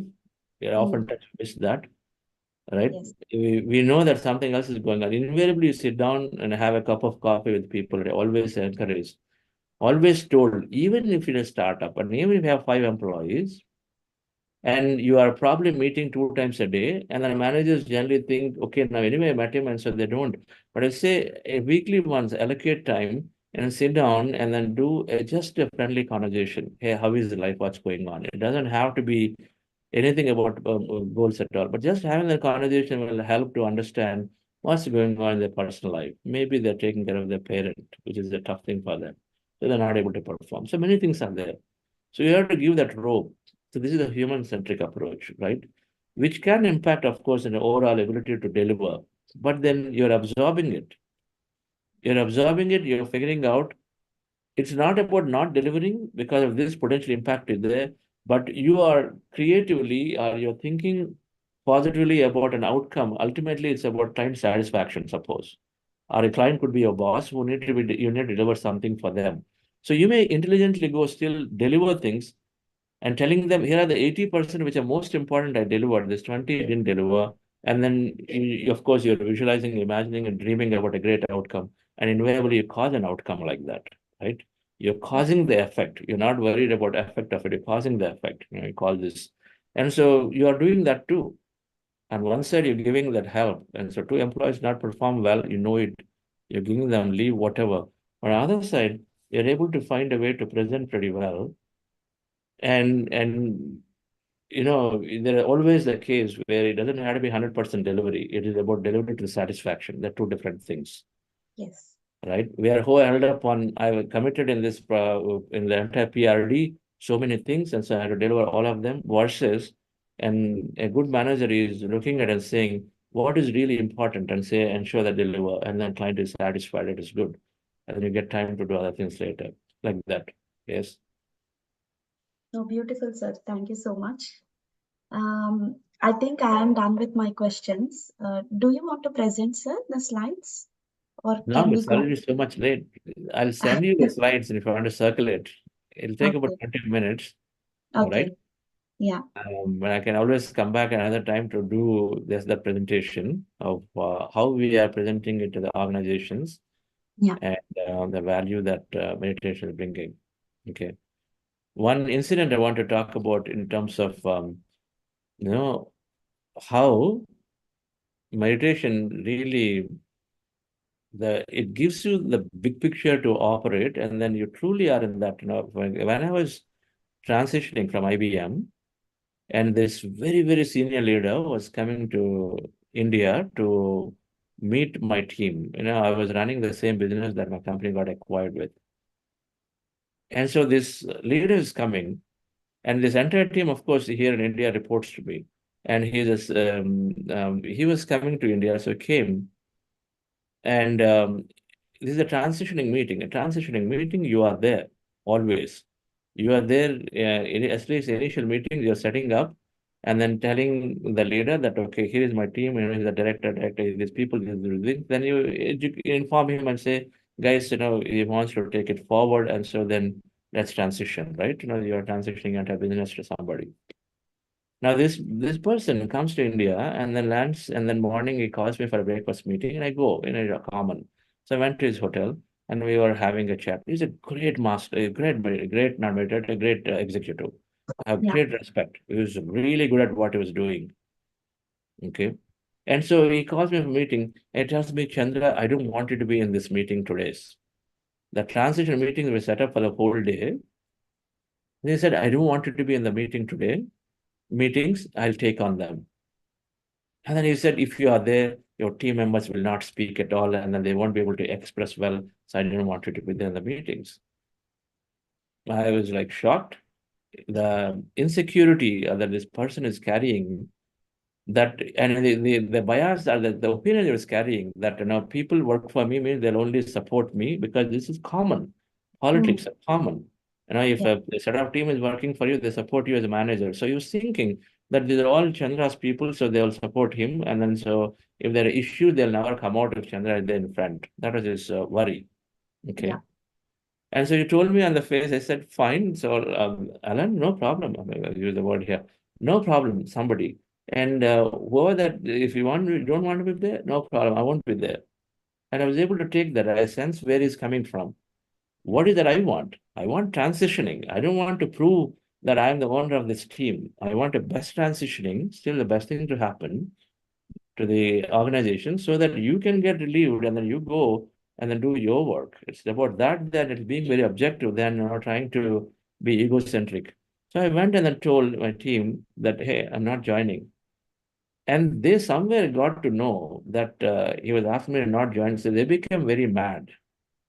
Many of my directors saying, this is rubbish. I'm not going to the meeting. They were saying, then I had to call them and say, look, you are carrying in this organization, you need to go and then there is a certain comfort factor that he gets by being me not being there. So you do the meeting. If I'm not worried about what are you worried about? And if I'm not bothered about this as an insult to me, why are you worried about it? So just continue the meeting and do the right thing. And so they went and then they did the meeting without me. And then he understood it is more about transitioning and enabling and then not about hiding facts. Because always that's how we drove the team, being very, very open about what is there and then bringing it up to the table, then to conceal it and then presenting a rosy picture of management. It's never about that. So I think, we as meditative leaders are more objective than playing to the ego politics and this and that. And so it went smoothly, and he was happy what he wanted. At the end of the meeting, he came back and said, your team is highly cooperative. Anyway, you could have easily been there in the meeting, but it doesn't matter, but it's over. And Yeah. so, thank you for inviting me. It's great. And Thank you, if sir. you have more questions, I'll pass on to okay. Lavanya, sir. Thanks for Okay. sharing your experience. She will coordinate for the Q&A from all the audience. Thank you. Thank you, Sri Lakshmi. Hi, Rajanji. Great to see you there. Yeah, Rajasan, yeah, please share your words. Swanlata madam is also there. Hi, madam. Hi, Chandrasekhar. It was really wonderful. And I would say that whatever you said also confirms my strong belief that you are a pillar of the movement, pillar of the PSSM, and you have been like that. But there are times when I used to wonder, is it not the right time to follow this great person? Because you have come out of so many stress and strains in the course of your corporate career. But then we have to pay all the tributes to our enlightened master Brahmarshi Patriji for all the initiative that he has taken, because he has created a sense of belonging. And as now, whatever questions are raised by Sri Lakshmi, I would only say this, that it is a change of attitude that is important ultimately to bring out the best among our employees or among the people with whom we work. So attitudinal change will do a lot. But we are also happy at the same time that the corporate community started recognizing something that it has intuitively felt for a very long time, that success does not mean financial gain alone, that business must yield emotional, mental, and spiritual prosperity for all the men everywhere in the world. And what is prosperity again? Because I remember Torkam Sarai Darian's book, Dynamics of Success, is written wonderful. And The Spring of Prosperity is another book that I would recommend to everyone here. That he says true prosperity is abundance in our life of not only money, but virtues, health, and friends as well. So here it's wonderful. And I was very happy that you are on behalf of IFSS, I have to thank you for being present today. And once again, we would like to align with more bodies, more institutions, more organizations which are involved in the process of spreading meditation, because ultimately the psychological benefits of meditation are immense. And that there again, there is a very good book, Internal Happiness, Discovery of Internal Happiness by, I think it's Richard Tunis. There he says, I would take only 5 minutes because you're already running out of time. And he says, increased ability to focus and pay attention, increased ability to multitask, then increased productivity and increased creative thinking. So all this really helps us in focusing and coming up to our ideal, whatever we want to achieve. So I would say you are a living idol for us because you have been a very successful entrepreneur and all because of meditation. Thanks to Patriji. Thank you, Chandra. We would like to see more of you in many of our sessions. So thank you once again. Thank you, Rajanji. Great to hear. Great to have you. You being a corporate person from NABARD as a general manager, you worked for many years and then brought in some of that into PSSM when you came in the way you would organize events and meticulously, and then rightfully why you became vice chairman for the IFSS from the first go, and Patriji formed this. So thank you for being there. We are doing our second regional conference of meditation leaders in Pune next week, July 1st week. After the global conference, we started doing regional conferences. We did one in St. Louis. Now we're doing the second one in Pune. And more with speakers around regionally, we invite them. Similar format, but in a one-day format. Okay. When we come to Bangalore and Chennai, we'll invite you to be part of it again. Oh, sure. Okay. Sure. Yes. It will be a pleasure. Yeah. Yes. Swarnalata ma'am. Yeah, great wisdom. Great. Very nice. Thank you.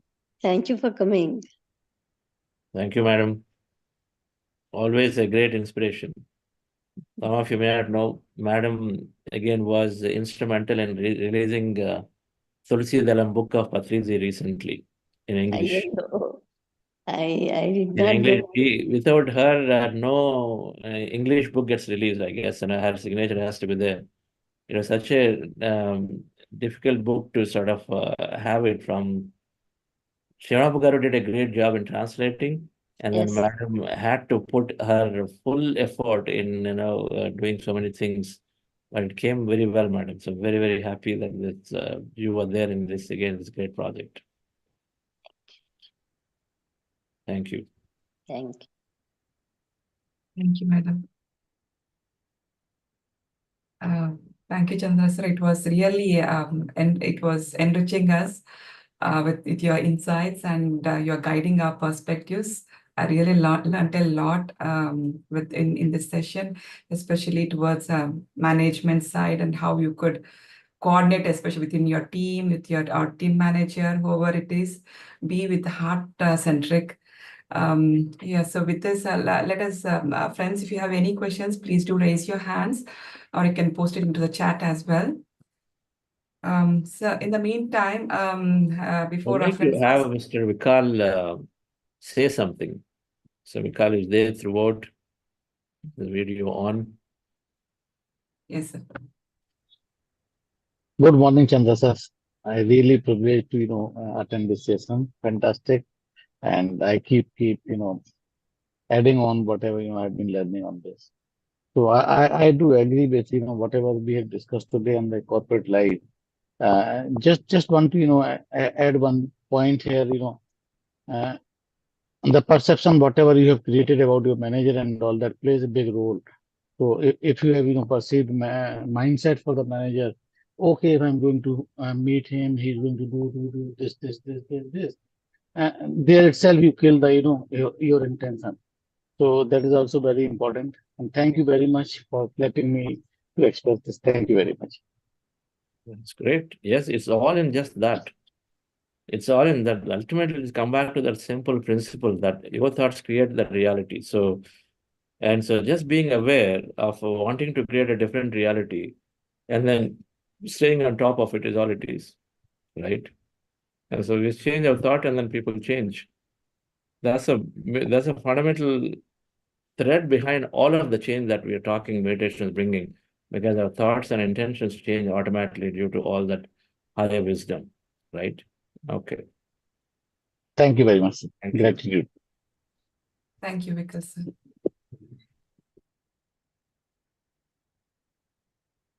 Friends, if you have any questions, please raise in the chat or raise your hand. Sir, you have said about the limiting beliefs. So everyone will have so many limiting beliefs, probably consciously and unconsciously. So any tips to identify our limiting beliefs, or and then how to prioritize it?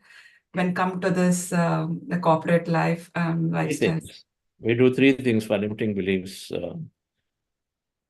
One of them, you know what it is, meditation, right? Regular meditation is essential to look into a subconscious. Limiting beliefs are shown in subconscious mind. The thing with the limiting belief is, compared to your negative thought, is that it is a hidden truth. It has become a truth, so it's difficult for you to even identify it is there with you, right?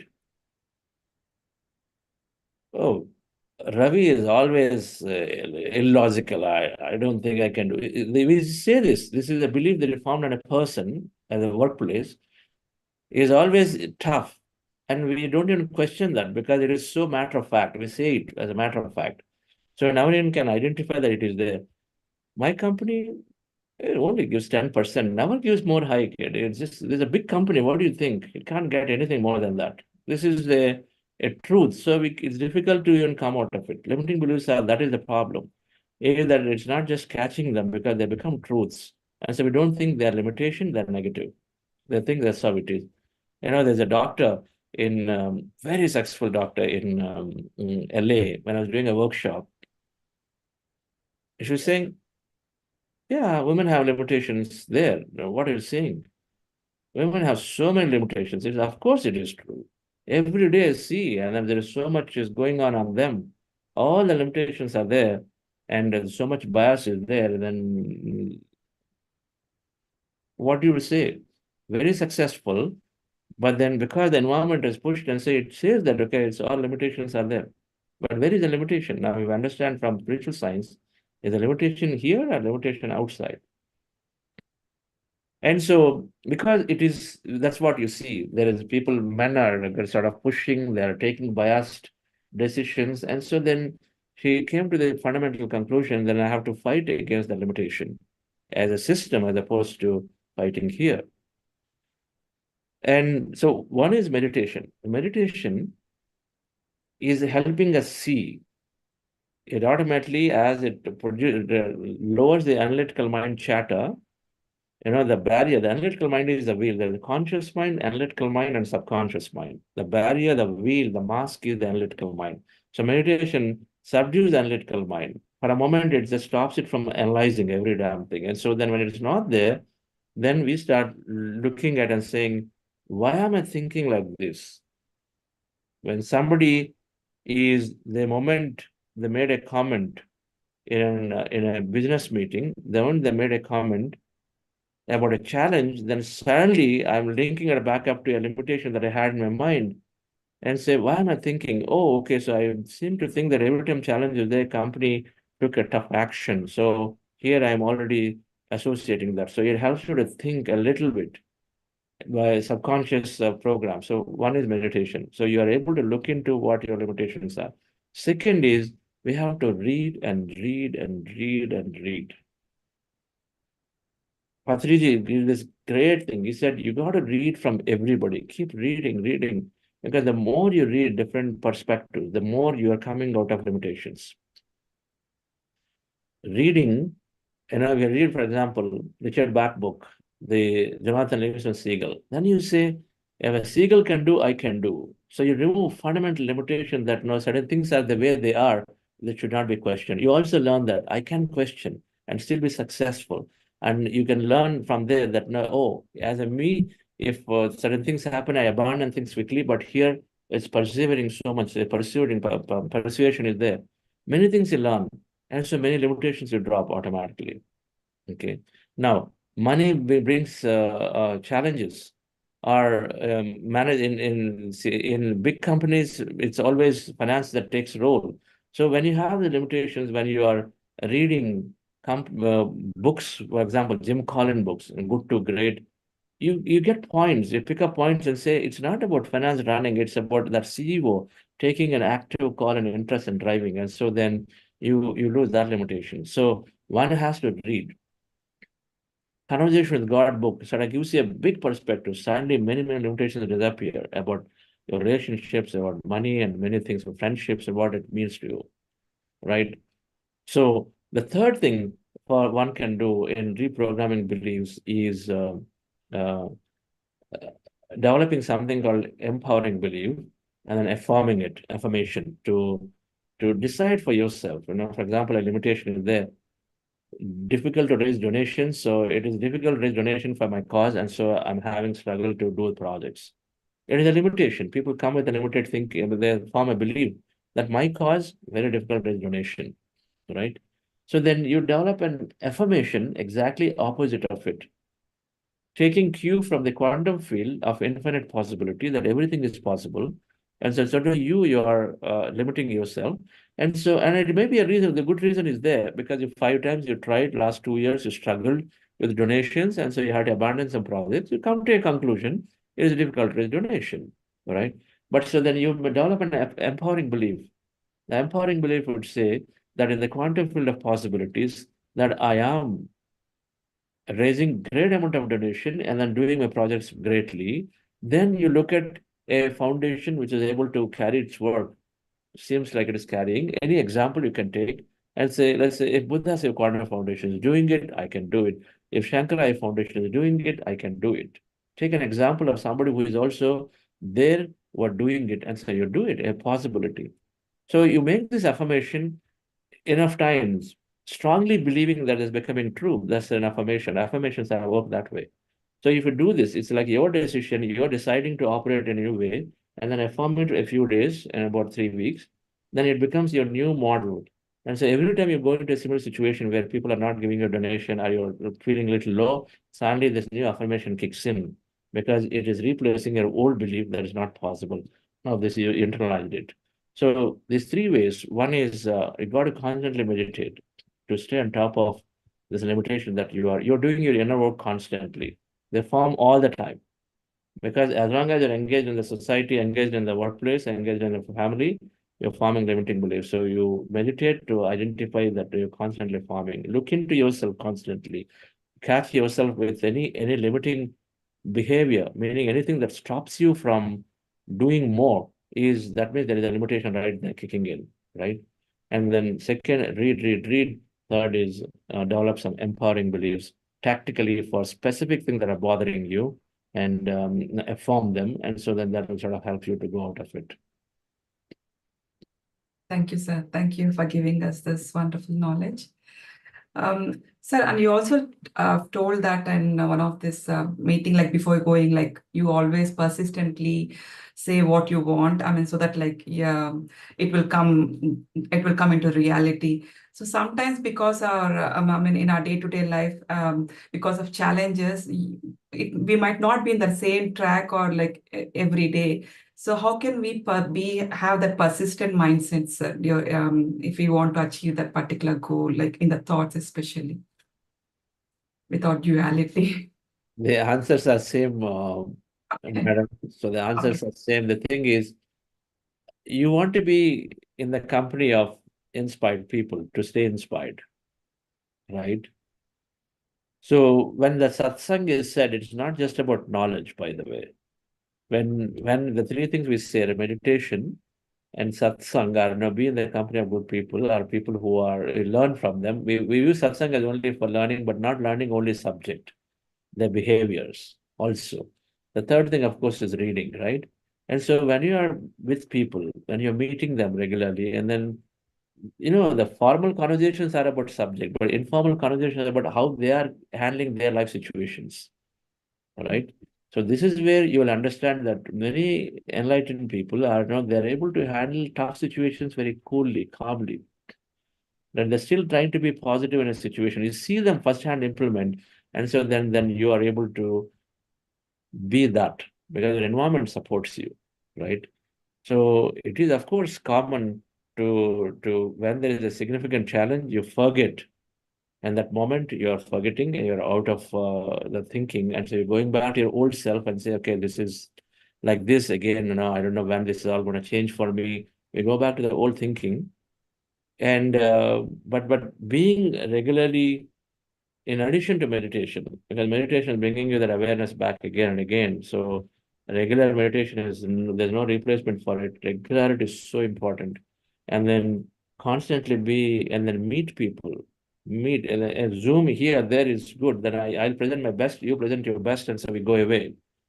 right? But outside of Zoom, then you spend time in a day together. This is why I always encourage in these workshops and conferences where you're informally engaging with people, all kinds of stuff will happen there. And you'll still see how one is carrying themselves forward in a positive attitude. So you'll pick up things, right? It'll pick up things. So it's important to go into the physical places to meet and then engage and then take inspiration from each other and how they're carrying forward with the other masters. That is the true satsang, where informally you're learning a lot and taking inspiration, in addition to being aware fully in the present moment through more and more meditation. Comes with practice, over time, all right? It's a lifelong practice. Yes, sir. Thank you, sir. I think I don't see any questions here. Probably have given us the gist of it. So it's those 3 points. So we will all practice this, sir, and probably we'll see you in the upcoming sessions to see your presentation. So I would like to extend my heartfelt gratitude, sir, for your time and dedication. I also want to extend my sincere thanks to the organizing team and technical team for their unwavering efforts. And I also thank Sri Lakshmi for facilitating a wonderful conversation with her insightful questions. Thank you, everyone. Thank you once again.